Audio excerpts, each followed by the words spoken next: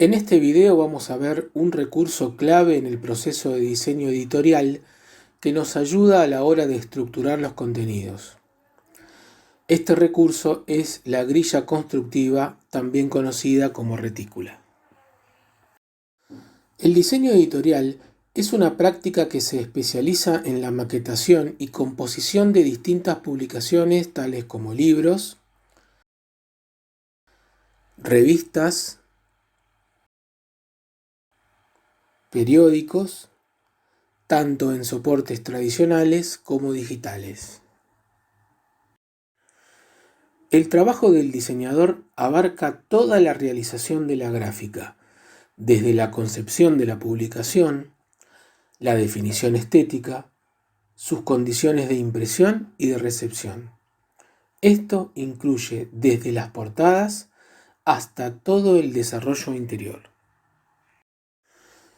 Todas las publicaciones editoriales persiguen propósitos concretos que el diseñador debe conocer antes de comenzar un proyecto, y así poder insertarlo en la categoría editorial correspondiente, teniendo en cuenta las potencialidades y limitaciones tecnológicas en cada caso.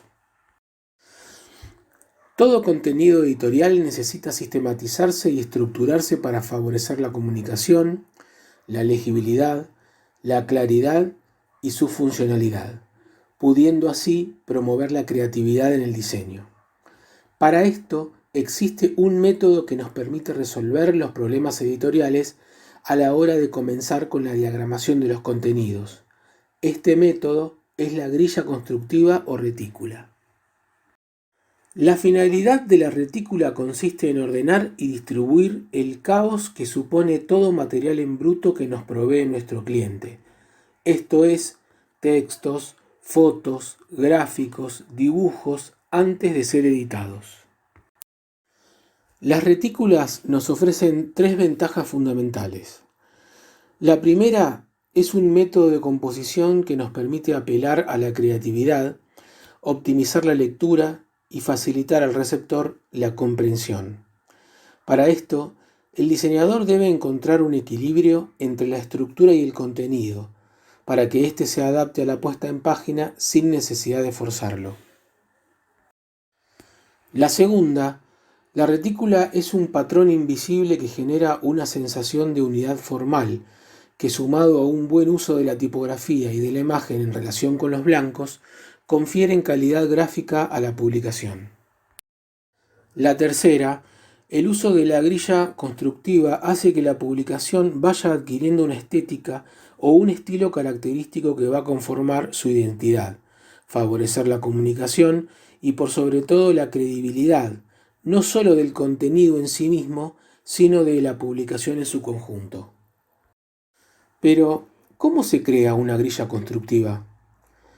Antes de comenzar, el diseñador tiene que conocer muy bien el contenido de la publicación. Debe tener en claro cuál es su espíritu, a quién va dirigida y cómo es que se pretende hablarle al lector. No es lo mismo una publicación académica dirigida a profesores y estudiantes de una universidad que una publicación comercial dirigida a los amantes de los automóviles. En las publicaciones tradicionales en papel, como libros, revistas, diarios, es conveniente que la grilla se construya a páginas enfrentadas, porque de esa manera es como se va a visualizar. No sucede lo mismo con los soportes digitales, ya que la interacción se produce a través de una pantalla y la visualización se realiza a partir de luz emitida desde el interior del dispositivo. En toda publicación existen espacios que separan el contenido de los bordes de la hoja. Estos espacios se denominan márgenes. Los márgenes de cabeza, de pie, los márgenes de lomo y de corte. El espacio central resultante se lo conoce como caja tipográfica. Este espacio puede subdividirse en columnas y en módulos. Esto puede otorgarle más versatilidad al contenido.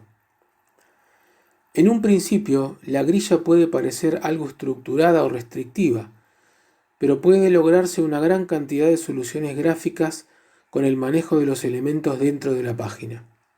También pueden combinarse grillas para lograr más dinamismo en la composición. La generación de una grilla implica una toma de partido, puesto que generará la estructura compositiva para toda la pieza editorial. Para comenzar a diseñar la grilla, es imprescindible tener definido el tipo de soporte de la publicación, tradicional, digital o ambos, el formato de la publicación, tener todo el material en bruto a editar y la tipografía para el texto principal y sus variables. Lo primero que debemos establecer de manera aproximada son los márgenes y la caja tipográfica.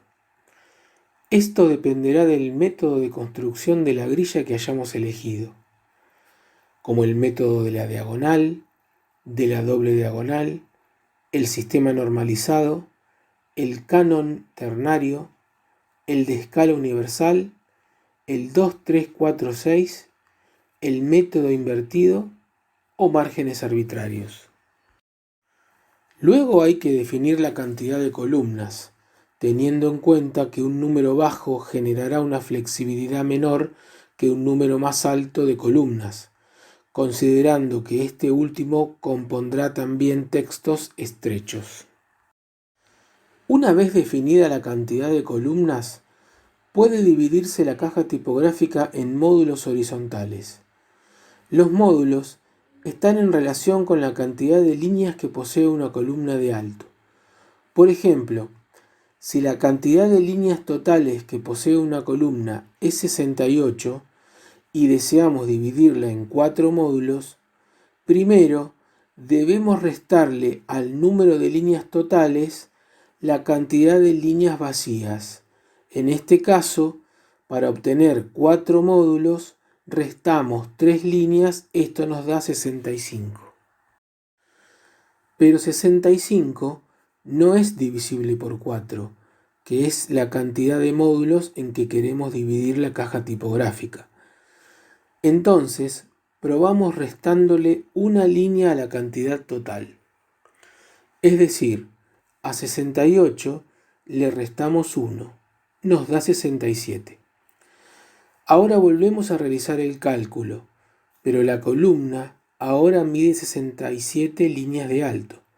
Le restamos 3 y nos da 64. Así obtuvimos un número divisible por 4. De esta manera nos quedan 4 módulos de 16 líneas de alto cada uno. Por último, vamos a ver distintos métodos que nos pueden servir para el diseño de nuestra grilla constructiva. Con la idea de buscar que la caja tipográfica no quede centrada en la hoja, la primera regla clásica es el método de la diagonal. Consiste en que las diagonales del papel y la de la caja tipográfica descansen sobre la misma línea. El método de la doble diagonal se consigue a partir del método anterior. Sobre la diagonal de página se traza la diagonal de la doble página. Luego marcamos un punto en la esquina superior izquierda, determinando de esta manera el margen de cabeza y de lomo. Desde allí trazamos una horizontal hasta la diagonal de la doble página y obtenemos el margen de corte. Desde ese encuentro trazaremos una vertical hasta interceptar con la diagonal de la página, obteniendo así el margen de pie. El sistema normalizado ISO 160 se aplica si estamos trabajando, por ejemplo, con una hoja A4. La caja tipográfica tendrá exactamente las medidas de la serie siguiente, es decir, A5. El método de canon ternario se utilizaba en los manuscritos medievales y fue divulgado por Jan Schichold en 1953 y estudiado también por el argentino Raúl Rosarivo, quien lo descubrió en la Biblia de 42 líneas impresa por Gutenberg.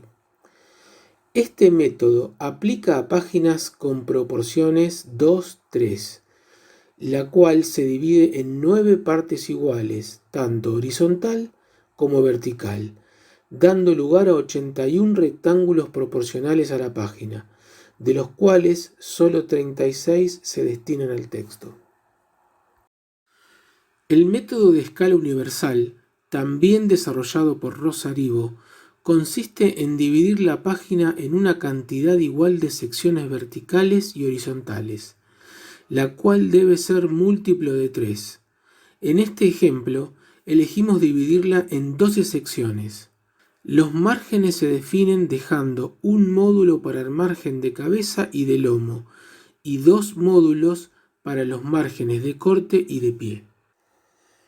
Otro método es el de 2, 3, 4, 6. Este deriva del canon ternario y es un método rápido para definir los márgenes. A partir de un valor cualquiera, por ejemplo 1,5, se multiplica por 2, 3, 4 y 6 para los márgenes de corte, cabeza, lomo y pie respectivamente. El método invertido es útil para libros que por su encuadernado poseen poca apertura de lomo. Este método se construye a partir de la diagonal de la página y puede evitar problemas de lectura de los textos o visualización de imágenes, ya que el margen de lomo es más amplio que el de corte. Por último, tenemos los márgenes arbitrarios. Estos se utilizan para piezas de texto corto, de lectura rápida, como folletos, avisos publicitarios, diccionarios, aplicaciones móviles o sitios web. Para la definición de los márgenes, se tiene en cuenta que no se corte el texto al refilar el papel o al visualizar la pantalla. Dejar espacio libre para no tapar el texto al agarrarlo con las manos, evitar imprecisiones en la tirada y que se dificulte la lectura de los textos en el lomo debido a la encuadernación.